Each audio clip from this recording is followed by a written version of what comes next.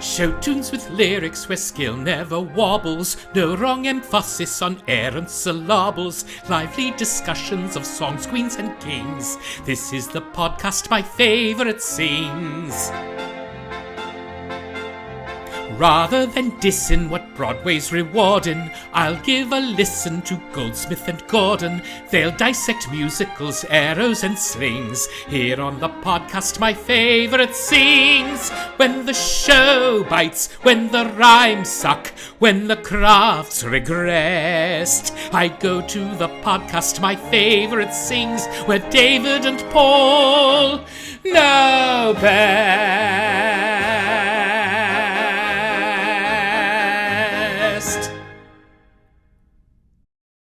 It's been a couple weeks since we've done our podcast, Paul.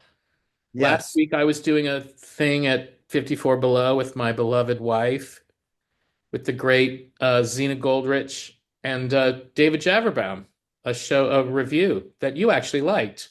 Yeah, I liked it a lot, actually. Yeah. And I didn't get to see it on Friday because I was doing a little showcase of my own. And I'm sorry, because I would have really liked to have seen the changes. I Yeah. know Bree, I guess it's okay to say Bree might have been mixed about some of the changes.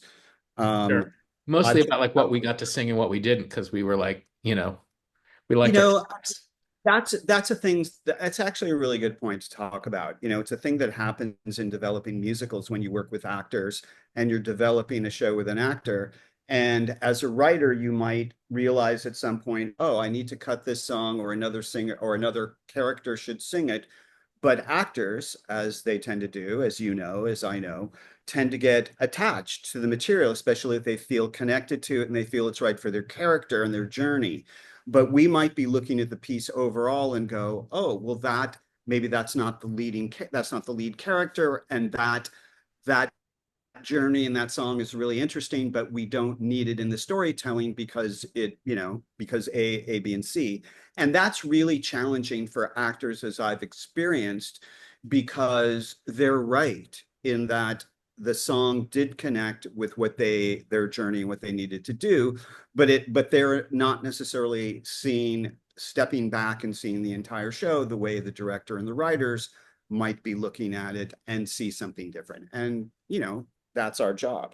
Well, I also think that I think there is a point at which it becomes incumbent upon the creators. If you have a director, probably the director. If you don't, probably one of you, one of the writers, to go to that actor and say, so here's the changes we're making, and here's what we were thinking. So it's hard. I think it's a case by case thing, but if you cut a number from someone or you change a track in a significant way, I think it's good to not spring that on an actor, Right, probably. because the technique that I've often used is I just cut the song, not tell the actor, and when the scene's coming and they go, "Where's my song?" I just say, "Fuck off," and that Sure. has worked for me in the past. No, I'll actually tell you Explains a lot, Paul.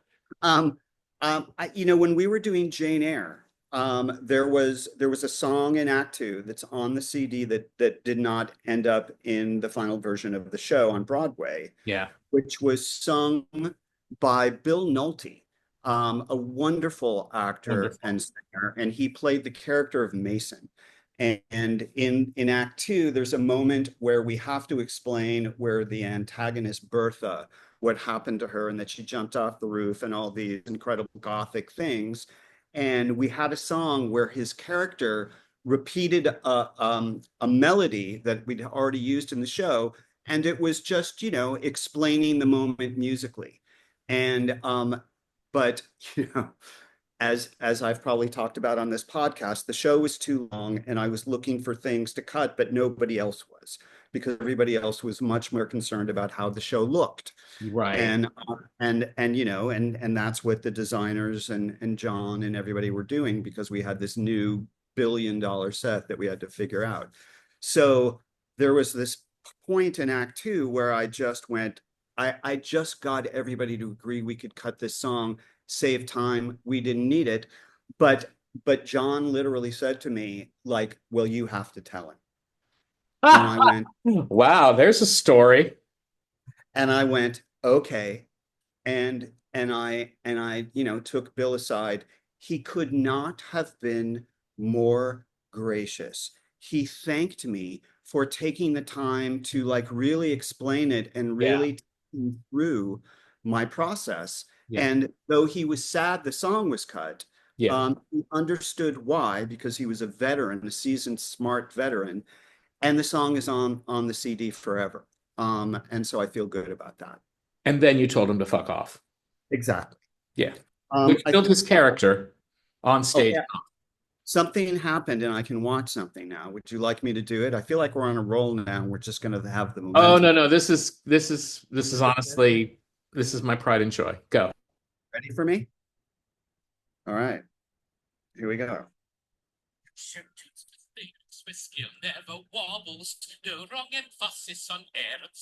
Okay, so for those of you who are just listening to the podcast, this is the point where Paul is watching for the first time the clip of the main title sequence that I performed, cut together, and forced onto the beginning of this every episode of the podcast.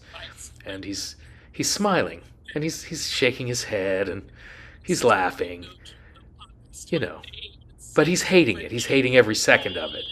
And on the other side of the frame is me getting inordinate joy. Now back to the show. Here's what I want to say about that. Wow. You could take that a lot of ways. I would like to add that you're remarkable in that you put all this time and very good skill into something so fucking meaningless that it's just astounding. I mean, not only is this the worst title for a podcast ever created, but you've created an entire lyric that's really excellent on the worst title of a podcast ever created. So on the one hand, genius and oh my God mixed in one. And maybe, David, that does describe you. I think that's right, Paul. I think but oh my God. yeah.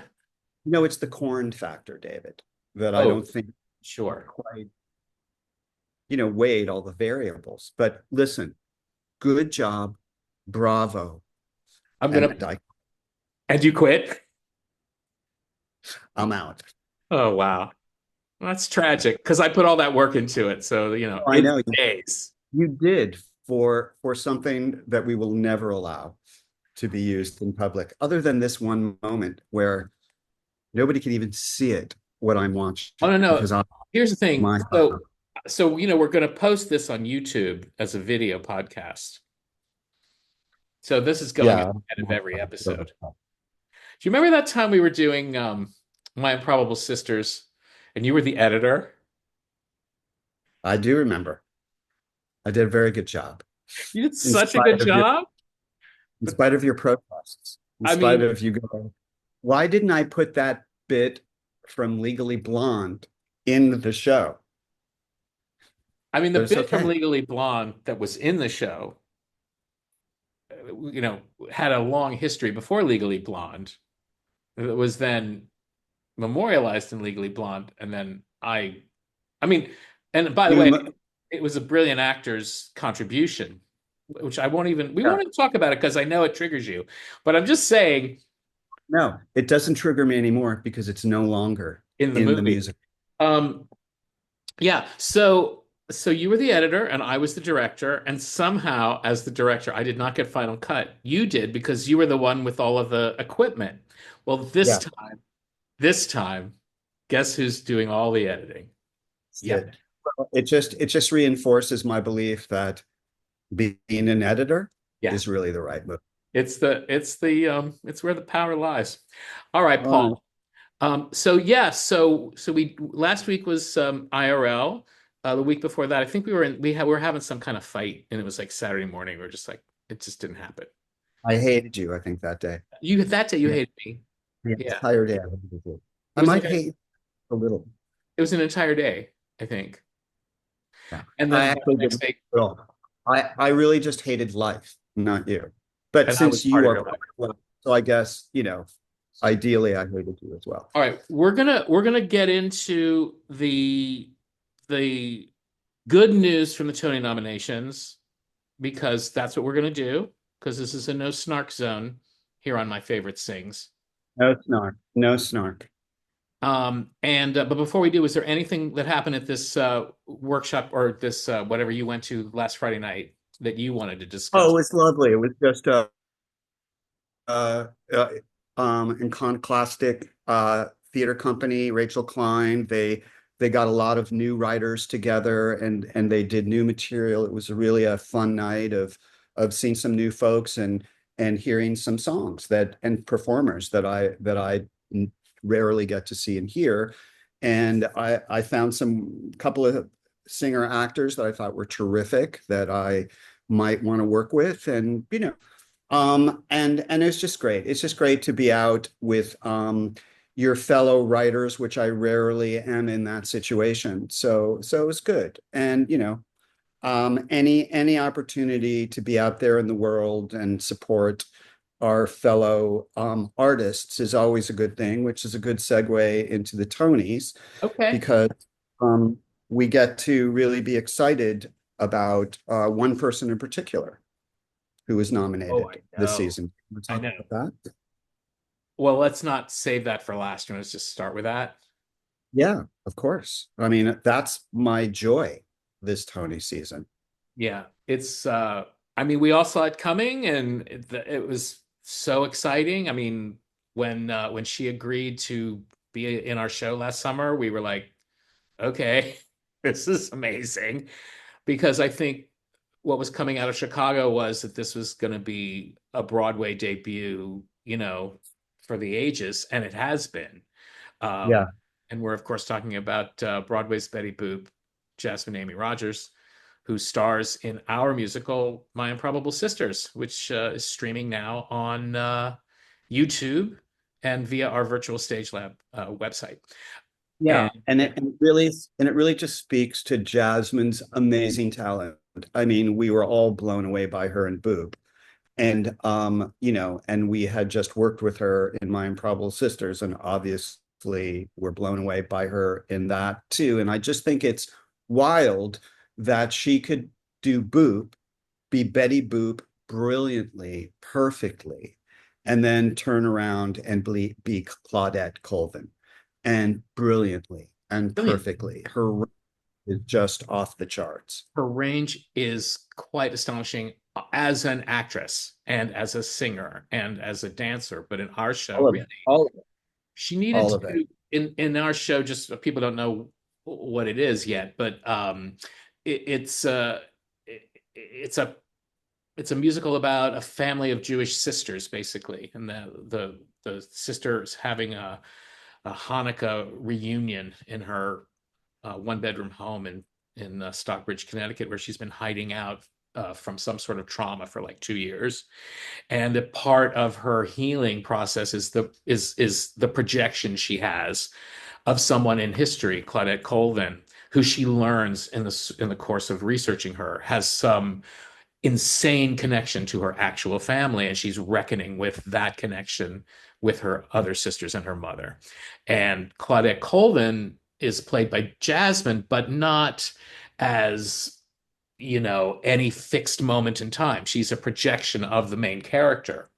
So she has to play 16-year-old Claudette Colvin. She has to mature as Claudette Colvin into some other version of Claudette Colvin that is the projection of the main character. And then she has to start to confront the main character's projection of her sort of as her as the main character. So there's a lot of colors in that portrayal while she's also singing these songs and making us really, really care about this character as a human being and as a part of history. And I directed it, and it's Jenna Lee Rose and Jasmine as Claudette, and really both of them. But I didn't have to. It was the easiest thing with Jasmine. She came in with just an understanding of how to navigate all of those little colors and gradations and shifts and changes. I rarely had to explain it to her, or I mean, she would ask me a question, of course, I suppose every now and then, but her instincts are honestly just astonishing to be in a room with, and you Yeah. got to go watch it and just see that performance. It's really, really something, and we were Yeah. just thrilled every And day. needless to say, we're very excited that she got nominated because it's a great thing and she'll have that forever. And fingers crossed that she And takes home the. it's so deserving. I mean, that's the great news. Yeah. I mean, that performance in Boop as well is kind of a miracle. I Yeah. mean, I mean, it was crazy for me because I'd only ever seen her do My Improbable Sisters, which, of course, doing Betty Boop was the complete opposite. And I don't know. I mean, I just thought it was one of the greatest performances I've seen on Broadway in a long time. The 100%. other, the other, the other thing that made me really happy about the Tonys, speaking of happy, was Yeah, maybe happy being nominated and which getting we've 10 talked nominations. about, but yes. Yeah, no, I mean, I just can't talk about it enough. Is that there's a show with just so much heart and a show that has a story that I absolutely want to follow and characters I want to follow with a score, with a real score. I have no connection to the show. I don't know any of the writers. And, we are not worthy. I bow down to them. I mean, they created, I think it's a masterpiece, really, just all of it. The way that it looks, the way that it sounds, the story. This is a rarity in Broadway creating a show like this, where it's just, there are shows that come in with heart or attempt to have heart, and they do have heart, but they don't have all the components. They might not have good storytelling. A lot of them don't have a score that I want to hear when I get home again. I don't want to hear the score ever again. I guess that's really, for me as a composer, one of the criterias for me that is not a criteria anymore, and I'll just say it because this is my opportunity to just vent, is that, you know, they're called musicals. They're not called lighticals. They're not called stagicals. They're not called seticals. They're called musicals. And I feel in the last 20 years that the music has really taken the backseat to every other component. Certainly the backseat to production design and casting. And casting, of course, is critical and huge, but celebrity casting or star casting, seems to be more important. And again, when a show like maybe Happy Ending slips in and it has all the components and it didn't, I mean, obviously it has, somebody of note in the lead, but it is somebody who is very connected to musical theater and belongs on the stage and is fantastic. Oh, And I just feel like I'm just makes me so happy that a show like that is recognized by our industry. and I echo absolutely everything you said, and I would just say my only disappointment there is that somehow Helen Shen wasn't recognized along with it, which I mean, seems very odd to me, and It's and very crazy. And it's especially since, and you can verify this. I mean, I could look and Google it right now, but weren't there six best actors and six best supporting actors there and only were five? I suppose it has to do with how close the ties are in the voting. Okay. So it All didn't right. quite make it all the way up, to that Okay. If that's the, threshold. I'm yeah. assuming. But I will just say, I worked with Helen. She did a workshop of Fallout for us in 2023, I guess, or 2022. And she was even then just, we were blown away by what she would. And you saw that workshop actually. It was at Gibney. She was phenomenal, and she is phenomenal. And that is also an astonishing Broadway debut. It's it's Yeah. it's it's not quite as much stage time or as much of the center stage time as Jasmine or Nicole Scherzinger or Audra, obviously, and Gypsy, or the ladies from Death Becomes Her. But everybody's, very talented. But I would have loved to have seen Helen make it into that category because I think she fully deserved Yeah. it. And just saying, as somebody who's very grateful that I've been nominated for a Tony, I am a Tony loser. Um, but I also want to say, and I feel this about award shows, and we've talked about this forever, they're very meaningful and impactful for the people that are nominated and the shows that are nominated, even if you lose. The fact that I was nominated for a Tony, people just see Tony. They don't necessarily know that I lost Right. all these. And but it is meaningless in terms of the creative importance. It's just a Or your pocket, value as an artist. yeah, your value of anything. It's just really meaningful for you as an artist and the show for commerce and for For moving commerce. forward and having your name out there. But it doesn't, like, Helen Chen is obviously deserving of a Tony. She's Yes. deserving not only to be nominated of a Tony, but so are the other artists that are Yeah. nominated. They're deserving of a Tony, and there are other people that were not nominated this year that were deserving to be nominated. Yeah. So it's just really about, it's fun to talk about.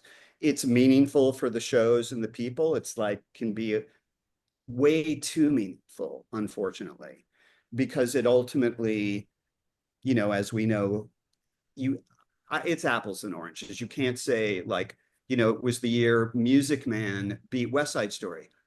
Like, those are two of the best shows in the musical theater canon of Yeah. the 20th century. Ever They written. just happened up the same year, and I would have chosen one over the other, but I cannot deny that Music Man is like almost a perfect musical It's in so many ways. they're So both transcended masterpieces of the form. yeah, Um, yes, exactly. so I'm just looking down this list. I haven't seen Buena Vista Social Club, but I hear it's great, and I'm Yeah, actually hear the yeah. music is great. So I'm Well, looking the forward to music's that. been around for a long time. So, The what? music's been around for, I mean, this project's been around forever. So, but yes, I haven't seen it. You know me, I've barely seen anything. And you're a big Um, fan of Adam Gettles, so I haven't seen the Floyd Collins. Have you seen it? no, we were just going to grab our tickets, last night, but I was too depressed to think about anything I wanted to do I hear next week. Jeremy Jordan is sings it beautifully.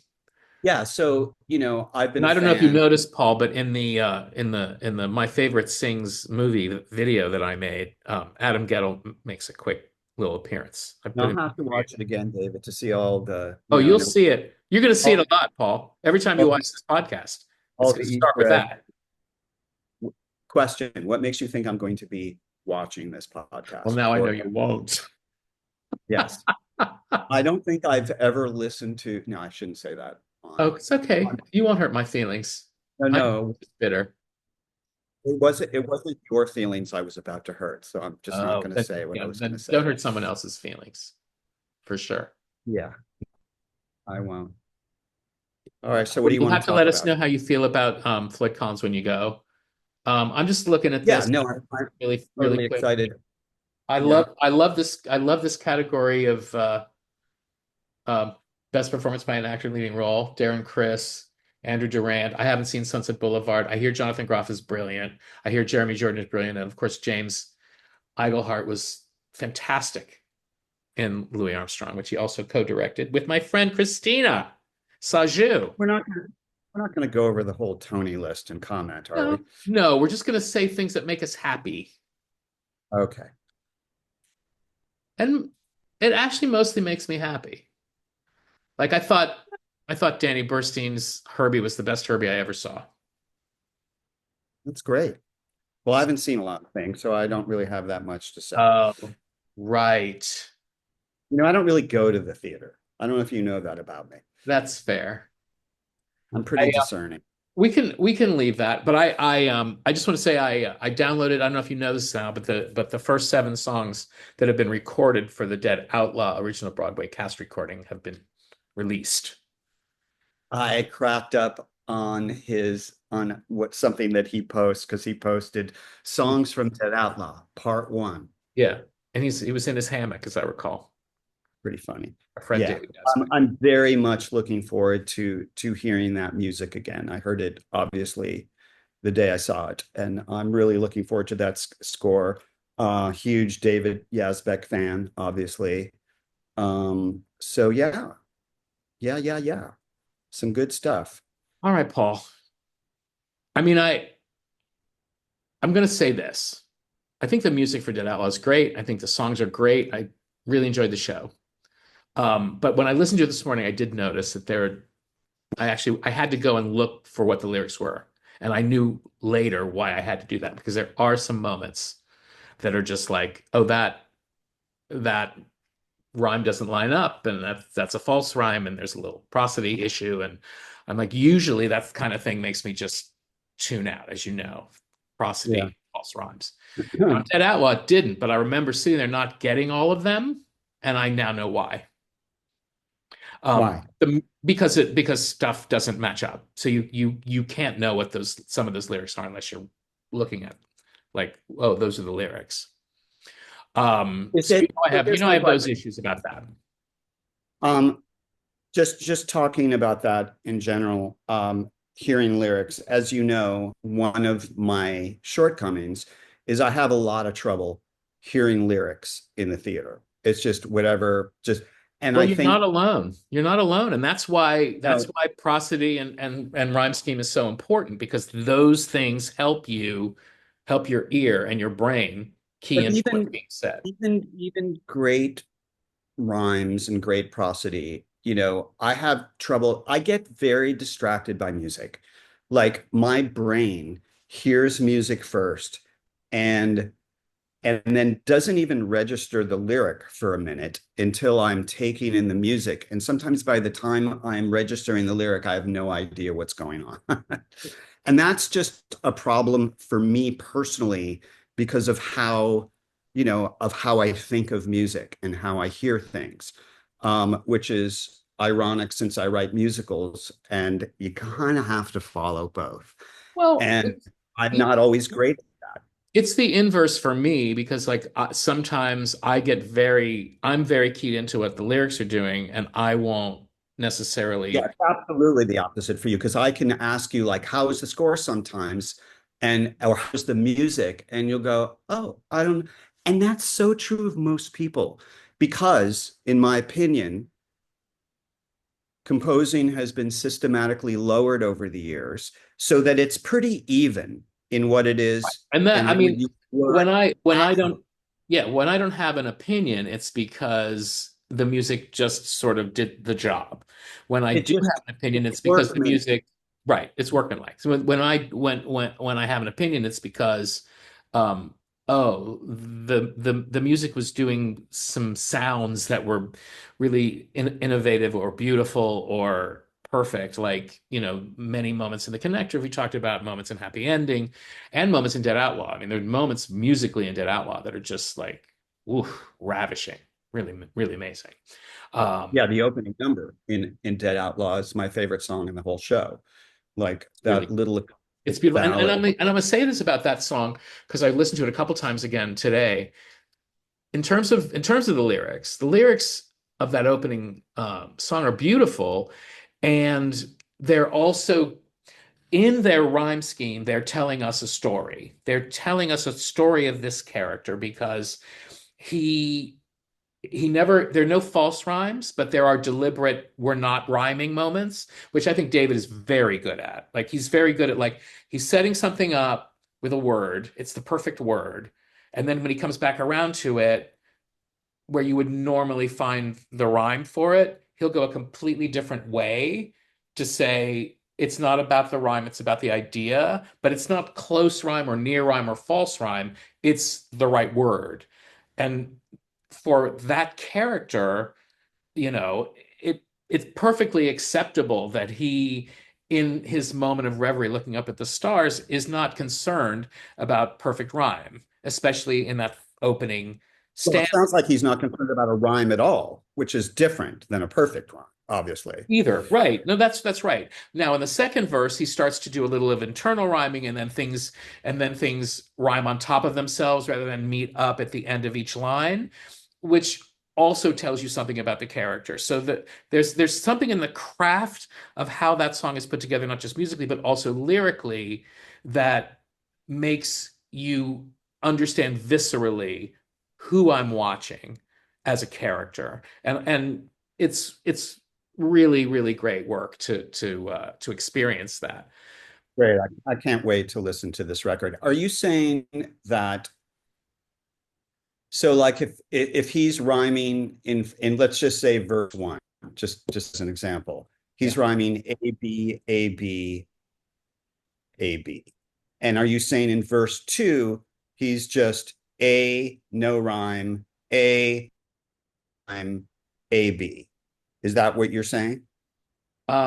Yeah, and let me actually So let me comment on that because that I understand. I know that's really important to you that the rhyme pattern of verses or choruses or sections stay the same. And I mostly try to do that, but I was just writing a song a few days ago where it's like, yeah, I'm changing the rhyme scheme here just because it feels better. And I've just got these perfect words and this perfect thought. And the listener's not going to remember the rhyme scheme from verse A as long as it feels right. Like yeah. if you're reading it on the page and you're as a lyricist going, oh, he changed the rhyme scheme here, but the listener's not going to notice it because they don't have that in their head. No, Whereas and we this talk is about a and listener is going to notice an imperfect rhyme, even though their brain doesn't discern that it is a perfect imperfect rhyme. They something in them will know that it is, whereas their brain is not going to pick that up. no, and it depends on a few things. There are a few factors at play. One is the melody, is the setting of the melody such that I'm not going to have to reach to understand, orally. Is it orally legible musically? And then the second thing is how does it support the character that's singing it as a character? So if you have a character who's very tidy and intellectual, it doesn't make sense for them to either false rhyme or near rhyme or not rhyme. But if you do have a character who you want to, if it's Frederick in A Little Night Music, and he's a lawyer and he's up inside his head, he's going to sing, "In view of her penchant for something romantic, Desaad is too trenchant and Dickens too frantic, and Stendhal would ruin the plan of attack, as there isn't much blue in the red and the black." And if any of that isn't tidy and perfect, it's not only bad writing, it's also bad characterization for that character. But the I have a Dead question. Outlaw, let me just oh, go ahead. No, Because no, you go. so Dead Outlaw, let me just show you because I'm looking at it now. The first words you hear in the show are the dead outlaw, who's now alive, of course, at this point in the show, looking up at the stars flat on his back. And he's singing, "When the stars are bright, like these stars, so they almost hurt your eyes. It's like maybe God is singing you a song." So instead of trying to rhyme eyes with something, he's saying this is a very simple character. This is not a it's not a particularly Beautiful. clever intellectual character. He's just singing his heart. He's singing from his feelings. He's looking at the stars and he's having a moment of some sort of emotional and spiritual revelation, and that's what you're getting. And then the second verse, "And the cottonwoods are whistling, and the owls and frogs join in. The breeze in your hair, the honeysuckle air." That's your first rhyme. "All there they sing, all there." So it's a triple rhyme, but they're Here's simple my question. and they Is line is up. the music exactly the same both times? As I recall, "When the stars are bright like these stars, so they almost hurt your eyes or your eyes." It's like maybe God is singing you a song. He could have done an internal rhyme there and he didn't. Singing you a song, something that's basically the meter. Um, And so you would like if you sent me that song, my instinct would be line up eyes with what he now has song as the last word. Um, and what's great about this is, like you said, you're not going to not understand it, and you're not going to really fuss about it. And I certainly didn't when I first heard it in the theater. I didn't go, "Oh, he should have rhymed eyes." I was like, no, he's having his character tell us something about who he is, and that's more Yeah. important. So, you know, It's also a Paul Simon trick that he does a lot. He has yeah, a great line, and then he'll just, instead of rhyming the line, he'll just repeat the line again. And yeah. it works. on It certain works lines. for Paul Simon. It doesn't always work in the theater, but it can, It and it can. does there. Yeah. Yeah. It's different, obviously, for a record. What was your question? I was doing night music. Oh, there isn't much blue in the red and the black. What do you think there isn't much blue means? Well, he's trying to get his young wife into bed. So what he's singing about is Oh, yeah. Go yeah. ahead. Sorry. So he's singing about the seductive nature of these books and authors. So I So understand that. I just don't understand. I know, the red and the black is a book, but there isn't much blue. blue is What is there blue is isn't this actually mean? I feel blue blue. I means feel blue. no, no, no, no. Blue like blue humor or blue content means sexy, X-rated. Blue is Oh, okay. yeah. I Like when did you not. hear So that's what that. it does. So Like you that's great. Great meaning. I never put that together. And when you just said it, I just realized I always thought that line was clever, but I never really understood well, what. you've heard the phrase blue humor, or I he guess I works have. a comic works blue. Like that was, an God, expression. no, Yeah. no. I And just that put would the be like red, so I think of red. you would have said like Lenny Bruce works blue or George Carlin works blue. Okay. When I use blue as a rhyme, sometimes I'm meaning it. I feel blue. You know, It means that too, that's the obviously. meaning that I always attribute to it. That's usually what it is in pop music. It can mean that anytime either, but that's really that became more of a pop music idiom. But blue as being risque is the word. It's another word for risque, which is a word that actually Sondheim uses in that lyric as well. But that internal rhyme of ruin, the plan of attack, is there isn't much blue in the red and the black. I mean, come on, man. Come on, man. David, I have an obscure lyric thought. Okay. And then we can So, wrap it up. I've, every now and then I hear, like, I'm watching a TV show or whatever, and there'll be a song that will come up, and it will basically be Spanish rap, but it's not really rap because there's a melody, but it's like as fast as rap music. And I just have to My say, wheelhouse, Spanish rap. So I'm glad you're asking this question. but it's just like I love Spanish rap so much. It's probably called something else. It's hip hop, but it's all melodic. It's not like American or UK rap. It's actually sung with interesting melodies, but it is rapped and it is so fast. And my point is it sounds so good, but I wouldn't know any way to have English lyrics make sense and be this percussive and musical the way I hear these lyrics. Of course, I have no idea what they're saying because I don't speak the language, but it sounds so beautiful. Everything is so beautiful and percussive and musical in a way when I try to write like that. I just, I can't put 5 or 6 words together that have meaning and make sense that feel like that. And I don't even know if it's possible in English, although I know, obviously in rap music they do it all the time. But I don't know. It's just so beautiful that I just had to say something. And I think it's probably the language as well. It's a very percussive language, and I know French, the rhymes are just easier, just like because you can just rhyme anything. Everything And in rhymes with Jap, ha ha ha. yeah, and in Japanese, you can't rhyme anything.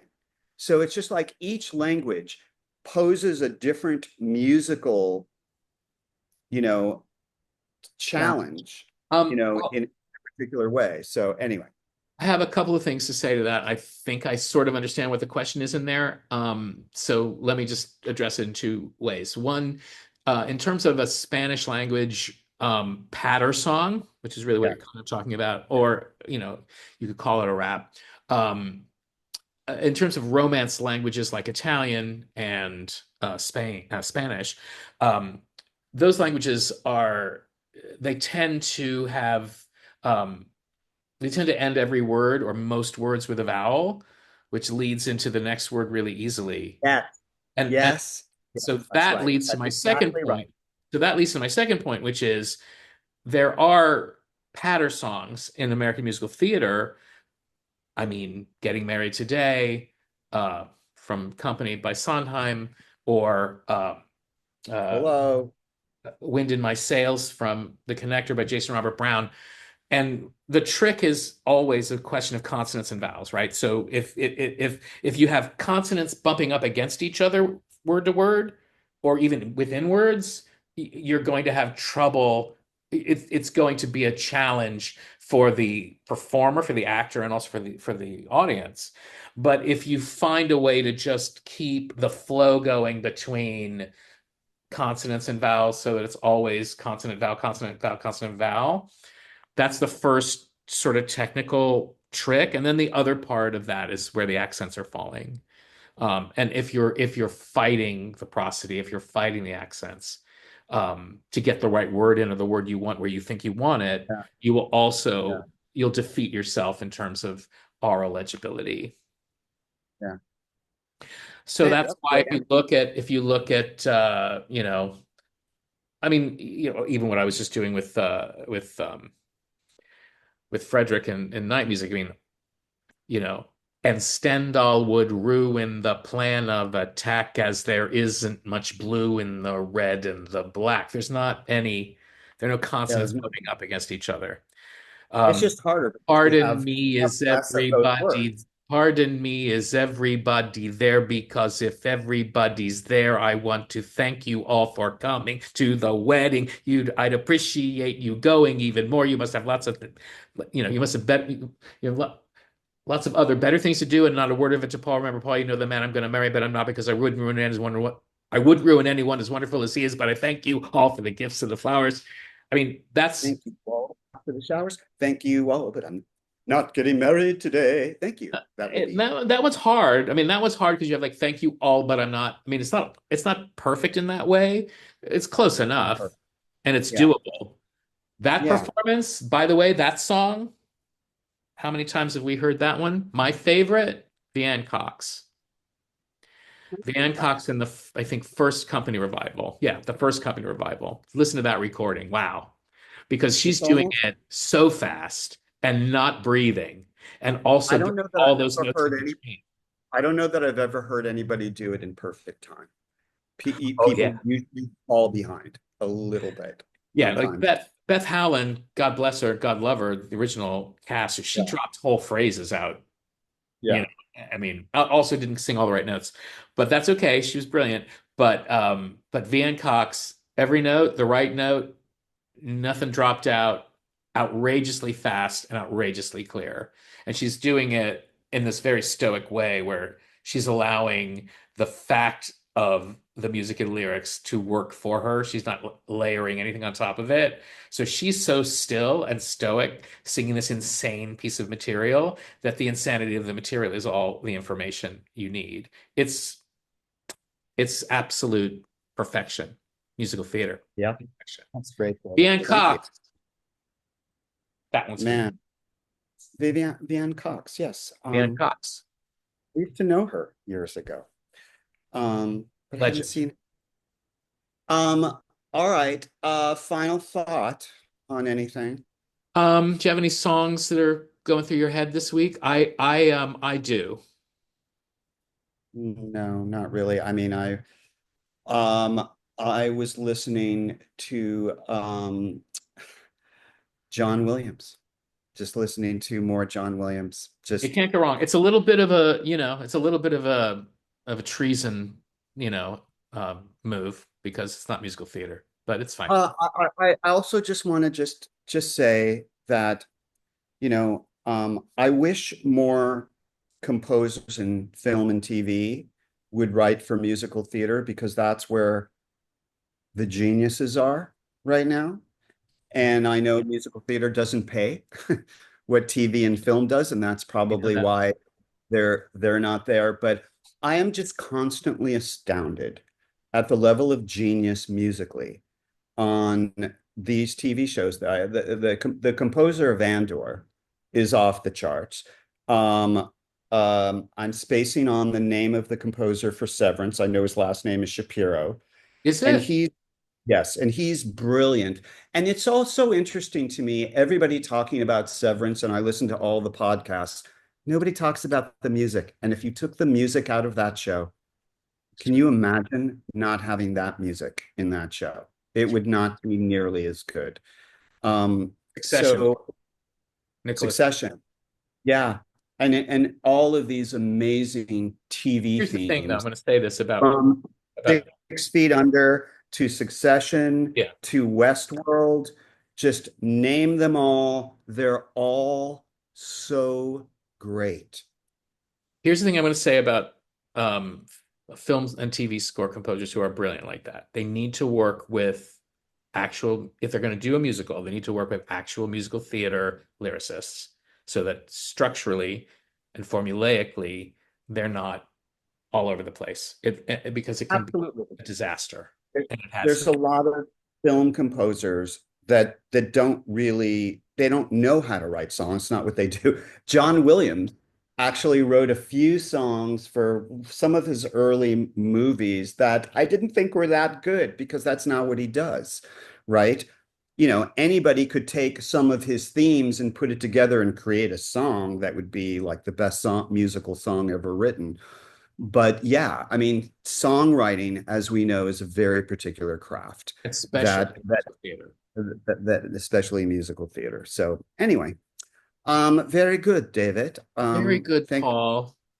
Thank you for your gifts and insights. Well, thank you for yours and yours. Let's never fight again.